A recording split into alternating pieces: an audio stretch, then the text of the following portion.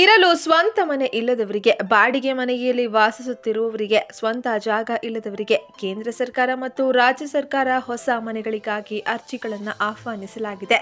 ಅದರಲ್ಲಿಯೂ ವಿಶೇಷವಾಗಿ ನಮ್ಮ ಕರ್ನಾಟಕದ ಜನತೆಗಾಗಿ ರಾಜ್ಯ ಸರ್ಕಾರ ಮತ್ತೊಂದು ಹೊಸ ಯೋಜನೆ ಜಾರಿಗೊಳಿಸುವ ಮೂಲಕ ಗುಡಿಸಲು ಮುಕ್ತ ಕರ್ನಾಟಕವನ್ನಾಗಿಸಲು ರಾಜ್ಯ ಸರ್ಕಾರ ಮತ್ತೊಂದು ಹೊಸ ಕ್ರಮಕ್ಕೆ ಮುಂದಾಗಿದ್ದು, ಇಲ್ಲಿಯವರೆಗೂ ಸರ್ಕಾರದಿಂದ ಉಚಿತವಾಗಿ ಮನೆಗಳನ್ನು ಪಡೆದುಕೊಳ್ಳದೆ ಇರುವ ಸಾಕಷ್ಟು ಬಡ ಕುಟುಂಬಗಳು ರಾಜ್ಯದಲ್ಲಿ ಇವೆ.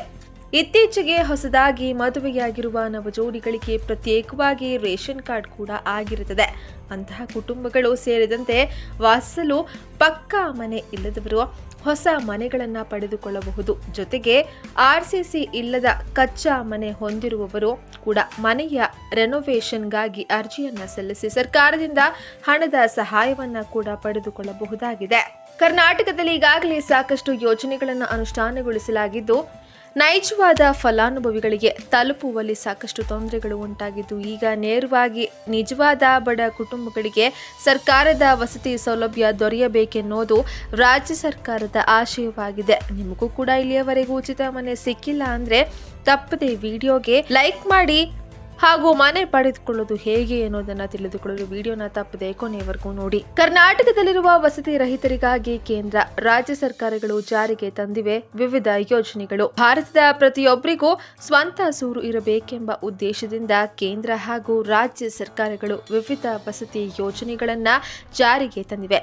ಯೋಜನೆಗಳ ಅಡಿಯಲ್ಲಿ ಗ್ರಾಮೀಣ ಹಾಗೂ ನಗರ ಪ್ರದೇಶದಲ್ಲಿ ಮನೆ ಇಲ್ಲದೆ ಅರ್ಹರಿಗೆ ಮನೆಗಳನ್ನು ಕಟ್ಟಿಕೊಡಲು ಸರ್ಕಾರ ಅನುದಾನವನ್ನ ನೀಡಲಾಗ್ತಾ ಇದೆ. ಗ್ರಾಮೀಣ ಪ್ರದೇಶದಲ್ಲಿ ಸಾಕಷ್ಟು ಮಂದಿ ಬಡವರು ಯೋಜನೆಗಳು ಅನುಕೂಲವಾಗಿದ್ದು ಸ್ವಂತ ಮನೆಯನ್ನು ನಿರ್ಮಿಸಿಕೊಳ್ಳಲು ಸಾಧ್ಯವಾಗಿದೆ.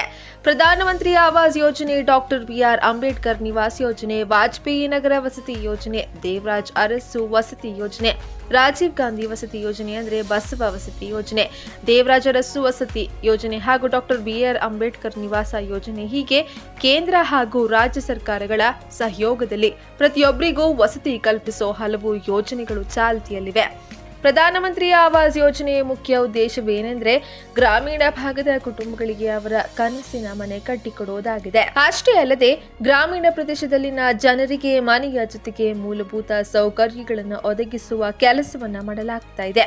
ಪಾಳು ಬಿದ್ದ ಮನೆಗಳಲ್ಲಿ ವಾಸಿಸುತ್ತಿರುವ ಕುಟುಂಬಗಳಿಗೆ ಮೂಲಭೂತ ಸೌಕರ್ಯವು ಈ ಯೋಜನೆಯಲ್ಲಿ ಸೇರಿವೆ.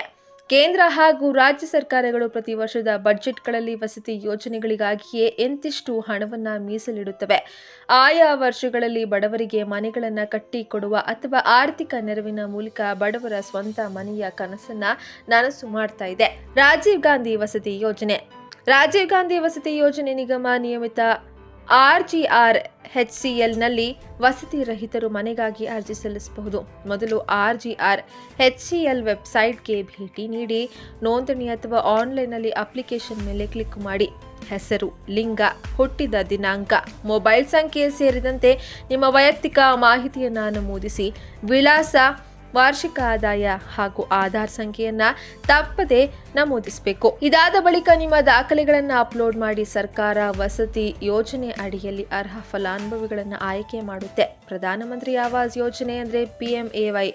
ಈ ಯೋಜನೆ ಅಡಿಯಲ್ಲಿ ಮನೆಯನ್ನ ಪಡೆಯಲು ನಿಮ್ಮ ಪಂಚಾಯಿತಿಗೆ ಭೇಟಿ ನೀಡಿ ಮನೆಗಾಗಿ ಅಗತ್ಯ ದಾಖಲಾತಿಗಳನ್ನು ಸಲ್ಲಿಸಬೇಕು. ಆರ್ಥಿಕವಾಗಿ ಹಿಂದುಳಿದ ಕುಟುಂಬಗಳಿಗೆ PMAY ಯೋಜನೆ ಅಡಿಯಲ್ಲಿ ಮನೆ ಕಟ್ಟಿಕೊಳ್ಳಲು ಆರ್ಥಿಕ ನೆರವು ನೀಡಲಾಗುತ್ತೆ. ಕರ್ನಾಟಕ ಸರ್ಕಾರವು PMAY ಅಡಿಯಲ್ಲಿ ನಿರ್ಮಿಸಲಾಗ್ತಾ ಇರೋ ಪ್ರತಿ ಮನೆಗೆ 3.5 ಲಕ್ಷ ರೂಪಾಯಿ ಆರ್ಥಿಕ ನೆರವನ್ನ ನೀಡಲಾಗುತ್ತೆ.